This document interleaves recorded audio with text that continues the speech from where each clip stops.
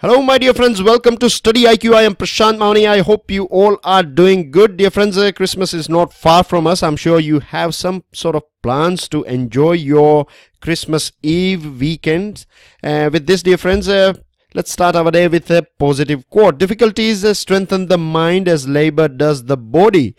Basically, you can call difficulties as a gym for your mind. With this, StudyIQ provides pen drive and tablet courses for your preparation, and at present you are being given with 40% up to 40% discount is available on our pen drive and tablet courses. Make sure you check out studyiq.com to know more about it. With this, dear friends, today we have many important, basically two important items that we can club together. One is an editorial, the other one is an article that is written by an Indian former diplomat who has worked in United Nations for a very long time. So things that we are going to get from this one is very, you can say, very insightful, and I have tried to club these things together because basically they are talking about the same topic. So what this topic is all about, it is about United States stand, America's stand on Jerusalem. You know, a couple of days ago, America declared Jerusalem as Israel's capital, and this is something which is very dangerous to declare because it basically kills the peace process. You know, it is something like when we talk about, if you want to understand it a bit more, if you want to feel what it means to declare Jerusalem as Israel's capital, it would be something like a country declaring that Pakistan occupied Kashmir, or USA declaring that POK is part of Pakistan, or for in Pakistan's point of view, if USA is saying that this POK belongs to India. You know what I mean? So it is a sort of never-ending situation, and basically what it does is that it kills the whole peace process. And so far what you have done, everything is distorted when a country like USA is taking this sort of stand, because let me tell you that if you go back in the past, then it is USA who used to be or has acted as a mediator between Israel and Palestine. Anyways, so there was a referendum, you can say a sort of voting took place in United Nations General Assembly, and out of this 193 member countries, 128 countries, right, supported this resolution. When I say supported, I mean to say that they have clearly stated that the stand taken by USA is not legit, it is not right. You cannot declare Jerusalem as Israel's capital. So this is a stand taken by 128 countries. There are 9 countries who are against this resolution. That means these countries are supporting the stand taken by USA. And among those voting for resolution that deeply regretted the USA's decision, some of them are NATO allies, which is quite surprising. And of course, that's what means this. It is very good for these countries, right? They have taken a tough stance against USA. UK, France, Germany, then Japan, South Korea, and of course Canada. You know it very well that Canada is a sort of a country that is always following what USA has done, right? It will follow whatever USA will ask it to do. So it has basically, rather than being in a sort of catch-22 situation, Mexico and Canada decided to stay away from this voting. Now, Mr. Trump and his United Nations ambassador Nikki Haley, right, they issued some serious threats. What they said is that those countries that will not support us will be named and shamed. And they also said that USA will stop providing the help or money or aid that USA is providing to those countries who will not support us. So you can see how they are using their money power or their aid power and things like that. So all the aid that they give, you can also see how there are some hidden agenda as well behind all this support, right? The time when they are given in newspapers, in their speeches, everything, we find that, oh my God, they are so helpful people and things like that. But when it comes to something like this, they will twist your arm as well, right? They will threat you with this. So it is basically a new way of making you dependent on someone else. Israel's Prime Minister has used very harsh words against United Nations General Assembly. He termed it House of Lies, and his envoy said that puppets forced to dance, right? It is referred to 128 countries that they are puppets. So this is a new law when we talk about international diplomacy. We generally know that diplomacy is all about being more, sophisticated and sober and using the right words and things like that. But here you can see both these countries, Israel and USA, they are behaving like a bully child, right? If you don't do what they want us to do, then you are bad. This is something that can be taken out from this whole incident. With this, dear friends, we know that United Nations is not, you can say, a perfect organization. It has its own weaknesses, but that does not mean that you can insult it. That does not mean that you go against a democratic decision that is taken by a large number of nations. And a couple of days ago, we know that United Nations came out with its national security strategy, in which it clearly states that United Nations wants international rule-based order around the world. And now you can see that when the world is taking a democratic decision, then USA is not happy about it. So you can see here, at the end of the day, they claim that they are the oldest democracy, but democracy for their own people, right? But when it comes to the world, they don't care about democracy. And this is not, it is not something that I'm personally not happy with USA. I don't have any problem with USA at all. This is just an analysis. And if you see, there are many countries, right? A couple of days ago, we were talking about a country called Chile. Remember, Chile was, there was an editorial on Chile. And if you see, go back to the history of Chile, then as well you will find something like this, that USA had in fact tried it has played many dirty games. See the situation of Iraq. So there are many incidents, right? So it's not always how we think it works. This is a dark reality of our world in which we are living. The other thing is, India has taken a very, you can say, a solid stand. India has said that it is going to follow its traditional policy of two-state solution. Two-state basically means that both Israel and Palestine can coexist, right? Both of them can exist peacefully with each other. This is the stand of our country. It is also believed that we are not taking any sort of rough or tough stand, because in future we may face something similar when it comes to POK as well. Now, dear friends, let's see what this article has to talk about. As I told you, this is written by our representative to United Nations, right?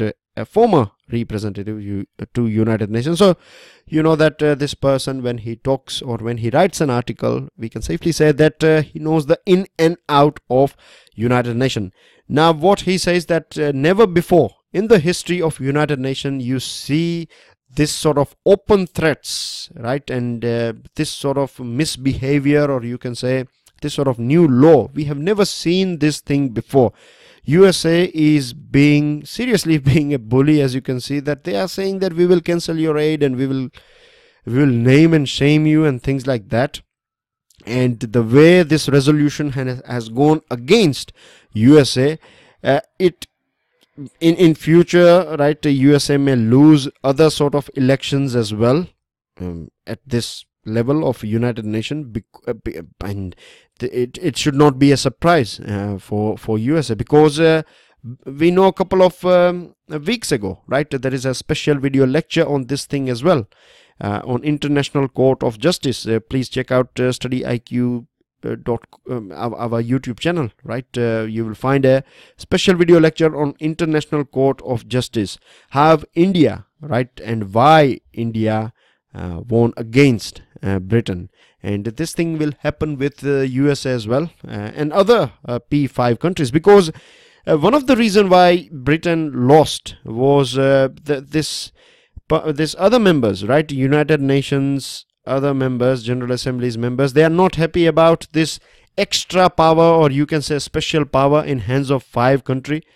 The world is getting more and more democratic. When I say more and more, I mean to say many countries are adopting democratic system, but at global level you don't have democratic system, right? When I say we don't have it, I mean to say that United Nations, this is, if I'm not wrong, for the first time something like this has taken place, that if there is a sort of tug of war between United Nations General Assembly and United Nations Security Council, then UNGA has won. This happened with our ICJ election, this International Court of Justice election, in which Dalveer Bhandari of India won against this British judge. So this is like a first incident, you can say, and in future we will see something like this, because many countries they are fed up with this P5 and their extra powers. The other thing is that when you take this sort of stand without considering other parties, their wish list, then what happens is you are basically killing the whole peace process. All the investment of time, money, sacrifice of people, and many things, right? Everything is washed away when a country like USA takes this sort of stand. The other thing is, see what USA did with Iran nuclear deal as well, right? This deal, Iran nuclear deal, is not a deal that was between this P5+1 countries and Iran. No, this P5+1, they were there for the world, for the United Nations, right? So they represented the whole world, and this was a global, you can say, global communities deal, and USA stepped out of it. Now what we are seeing is that this North Korean leader is building all this ballistic missile and nuclear warheads and things like that, and he is justifying his proliferation by saying that we cannot rely on USA, because what USA has done with Iran, look what they have done with Iraq. Iraq was not having any nuclear weapons, and that is one of the main reasons why they were able to invade this country. With Iran, something similar took place. They brought this Iran to table, and now USA is stepping out. So we don't want to do that in future, so it's better to arm ourselves. So this is been justified by this regime of Kim Jong-un, and this is a very dangerous situation, right, for the whole world, because if God forbid if anything goes wrong in this part of the world, right, then we are going to see some sort of serious nuclear attacks. So this is the thing. And one more thing, some other things that you can add here, some bits and pieces for factual information is given here. It's not that important, but for your overall understanding, you know, that adding that grooming in your overall understanding about United Nations. So you have this 172 members were able to vote, and 21 other countries did not vote at all. And one of the main reason why they did not vote at all, because many of them are barred as well, barred to vote, because they have not cleared their payment. Every country has to make some sort of contribution for the working of United Nations, and one of the reason why you can see this USA is throwing its weight or elbowing other countries is because it is a country that is paying the highest amount to United Nations expenses, and this is why we see this sort of bully attitude by this USA. The other thing is USA in fact Pakistan as well has voted against USA, and our neighbor Bhutan has abstained from voting, which indicates that Bhutan wants to be independent. It's not a shadow country of India. That's what it is trying to project by. It could be one of this reason why it has not voted. The other thing is that we have not seen that strong revolt coming from Muslim world, because this Jerusalem is a very touchy topic for Muslim world, but we haven't seen those kind of protests, right? And in fact, this Arabic countries, they are a bit soft. You know that Egypt is the country that took this resolution, and even in its resolution it did not termed USA. So there is a sort of soft stand taken by Muslim world as well. Anyways, it is believed, or it is said that, you know, that this Benjamin Netanyahu, he is going to be in India in near future, so there is nothing to worry about, because it is Israel who needs India more than the other way around, because we are the third, right? We are the third buyer, third biggest buyer of Israel's defense production. When it comes to India and USA, we both have mutual interest with each other. We want access to nuclear suppliers group. We want defense technology from USA. At the same time, USA wants market, and China is also a factor. So you can clearly say that India and this, it is going to be equal, right? Give and take sort of thing. So USA cannot pressurize us on this thing.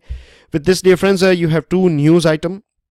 One is pertaining to this Palestine, right? Again, this I have clubbed it together. You can see here the president of Palestine, he has said that they don't want USA anymore because USA has been biased when it comes to this Jerusalem topic. So again, a new turn. As I told you, this is going to kill this peace process.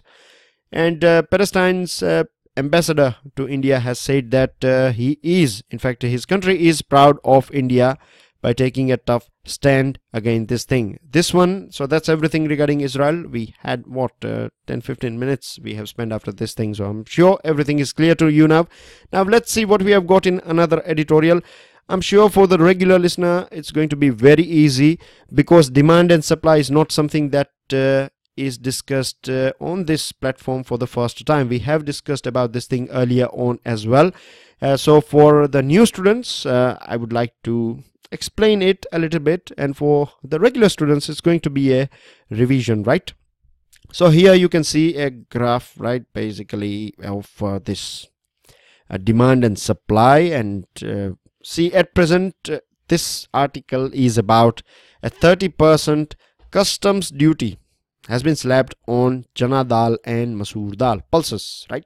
Now why we add 30%? Because we want this chana dal and this masoor dal to become expensive. We want it to be expensive, right? Why we want it to be expensive? Because see, the thing with this pulses is that like say for example countries, there are many countries in Africa, they have this, naturally they have huge production of the pulses, right?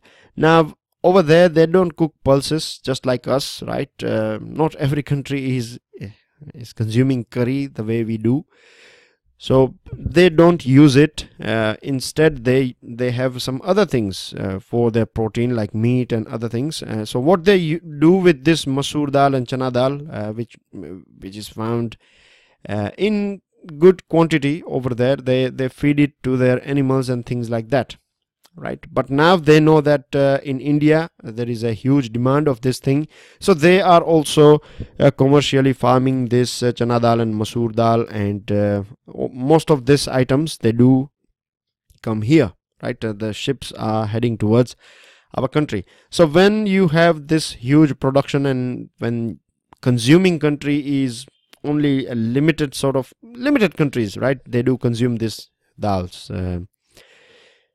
In fact, Myanmar, right, Myanmar produces some types of dals, but they don't consume it, so they sell it to us. This is the situation behind this dals. Anyways, so now when we have our own dal production, at the same time our domestic farmers, you know the situation, right? They are not at their best. When I say at their best, I mean to say that they have their own problems and troubles, financial ones, and finding markets and technology and things like that. So if you allow this global dals to be sold in our market, then it is going to be in direct competition with our farmers, and the farmers are going to lose this thing, isn't it? And then what will happen is you will have the supply will go up and you will have the demand would be the same, so naturally the prices will come down. It's like you are having 10 students in a class and you have 10 chocolates, so the demand and supply is, you can say, at its equilibrium, or it's equal, so there won't be any sort of competition or conflict between these kids and chocolates. But imagine a scenario where you have 10 kids and you have only 2 chocolates, so you have to either do some sort of, so supply and demand, this is how it works.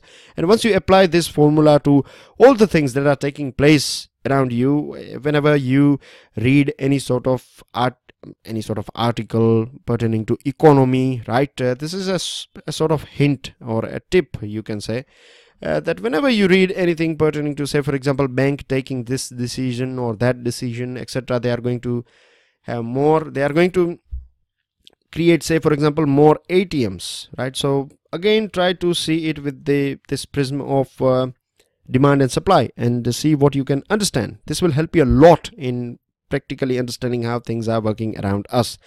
Now we know that protein source is this. Pulses are a protein source for large amount of Indian population, because not everyone can afford meat on regular basis. So people do eat dals, and when they go expensive, it directly hampers the food security and nutritional security of our country. The thing is, by raising this sort of reflexive actions that we are taking, right, it is a sort of you can say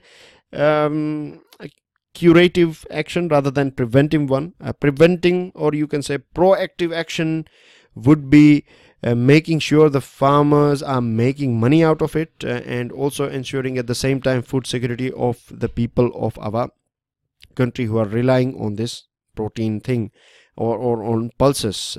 Apart from that, it is better to change the crop pattern of different, in many places what is happening is that if the prices of one particular dal is up, then without considering how much water it is taking or whether it is profitable or not, there are many farmers who are blindly, right, following this thing. So the government should educate them as well, and let them know that go for the best product, or that fits your geography, your agriculture needs and things like that. So that's everything about it. Nothing more. You can food security, nutritional security and things like that we have talked about. We have talked about farming as well quite a lot, so I think I don't have to repeat things over here. It will eventually bore you up. Here you can see Christmas preparation going on well. A very good picture in the Hindu today with this, dear friends. A meeting took place between our special representative on border of India-China border, and it is National Security Advisor Ajit Doval. He met his counterpart, and both countries, like earlier on in the past as well, we have talked about this thing, and what they are agreeing on is that bilateral relationship, right, should be maintained between both the countries. It should be enhanced. We should create a sort of cordial environment for each other. They also talked about the Xiamen meeting and SCO meeting in Astana, and they also reiterated, you can say, that there is a need to prevent differences from becoming disputes. That means we may have a couple of glitches or problems here and there, but that should not become a dispute. This is being agreed by both the sides, and a couple of days ago we were also talking about this thing, the way China is, or the way China wants to take this whole issue, right? This is our 5th NSA, National Security Advisor, you can say, or a special representative, not NSA, but a special SR on this China border talk. But still we haven't found anything, and many times we see China giving negative statements as well. But at the same time, it's not that we are a victim. We are also playing our own cards. We have recently we started Quad, right? At the same time, we are developing relationship with ASEAN countries, right? So these are the things, ASEAN countries are going to be here on 26th Jan, right? So here you can see China would be taking it very badly. So it's tit for tat when it comes to India and China. With this, dear friends, this magenta line, this is basically a metro that is going to be inaugurated, and it is a state-of-the-art one, right? It is spacious, it can carry more people than the existing coaches, and it has all these safety features and things like that. It also has the railways have decided to basically stick this ticket vending machine in the wall, so it will give more space, more room for the people in the busy hours. And it also has this sort of doors, right? External doors, you can say, platform screen doors. They have fixed, so only this portion you would be allowed to enter, only this portion here. You cannot, many times we find some sort of accidents taking place, because in future we are going to have some driverless cars as well. So here you can see Lok Sabha, and this is the picture of Rajya Sabha, in fact, but it was sticked by the Hindu. Anyways, the thing is that on this Ukhi cyclone, right, opposition walked out of the house, and they are basically blaming that the government has not taken any steps, or the steps that are taken by the government are not enough to protect the people, or to provide some sort of assistance to the people. And the government has clarified that Army and Navy and Coast Guards are working together to sort out and to trace missing people and all these things, right? So it is a blame game, you know how it works, but still many things needs improvement. And of course, remember that opposition, I'm not blaming opposition, it's their right, and they should pressurize government as well. But the only sad thing is that we should get rid of this sort of things of walking out and things like that, right? This is not going to be beneficial for our country. Everything can be discussed, and these people are very mature people, right? Whatever stereotype we may have against politicians, but at the end of the day, remember, they are very experienced. Even if they don't have education qualification, right, they know how to deal with people. So this is their specialty, and they should use discussion and dissent and their voice if they want to create a pressure on government. With this Catalonia special lecture again available, I'm just to let you know if you want to know more about it. Dear friends, Catalonia, there was an election was conducted, and in this election the separatist parties, or you can say the separatist group, has won this election. So it is going to be a sort of big, you can say, a slap on the face of Prime Minister of Spain, because he was for unification, or making sure that there is no sort of you can say secession of Catalonia from Spain. But now we have to wait and watch what this means, or how things will turn out because of this victory of separatist leaders. Trump has put Park on notice. Very funny thing. It is all bark and no bite. That's what I see. Because this is not the first time Trump or USA keeps on blaming Pakistan for this and that, but no substantial steps are taken by USA. A couple of weeks ago, it was in news that USA said that they should stop this and that, or else we will not provide you support and money and things like that. A couple of days ago, we find that a $700 million is been given by USA to Pakistan. So this is how it works.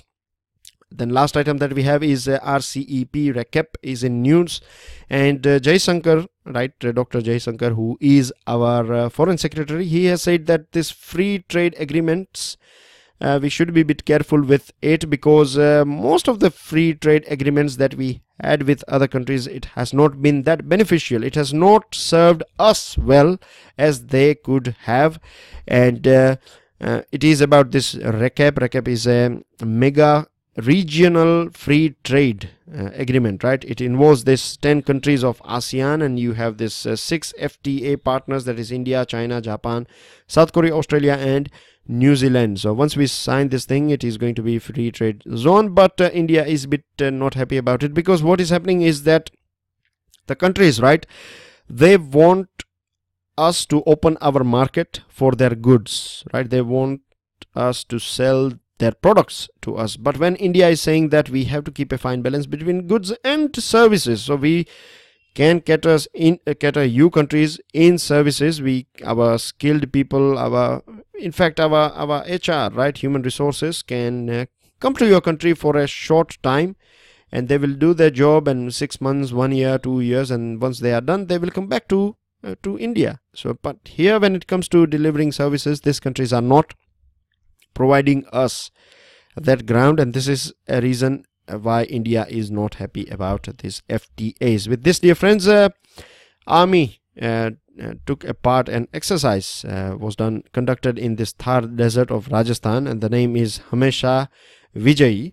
Very good one, good scene, as you can see here. And these are your answers. Khasi's equatorial low pressure belt, and 17.5. With this, today's question: coronation of Shivaji took place in the year 1627, 1674, 1680 or 1670. Sar Basin is an important industrial region in France, Germany, USA or UK. And who conducts the State Assembly election? Chief Justice of High Court, State Election Commission of India, or Governor of the state. With this, dear friends, I end this discussion today. I will see you all soon tomorrow, and make sure you download this file from either my page or our Telegram channel. Make sure you subscribe to our YouTube channel as well. If you are new to this channel, then let me tell you, there are many videos. You have different playlists on our YouTube channel, so you can go there and check out for burning issues, and in which you will find this Catalonia thing, you will find International Court of Justice, and many other interesting videos that will help you a lot in understanding what it is all about. With this, dear friends, make sure you make the most out of up to 40% discount that is available on our pen drive and tablet courses. Just to remind you again that Christmas Day is the last day for this up to 40% discount, so make the most out of it, and make sure you share this thing with other people as well. I will see you all soon. Enjoy your weekend. Thank you very much for being with me. Jai Hind.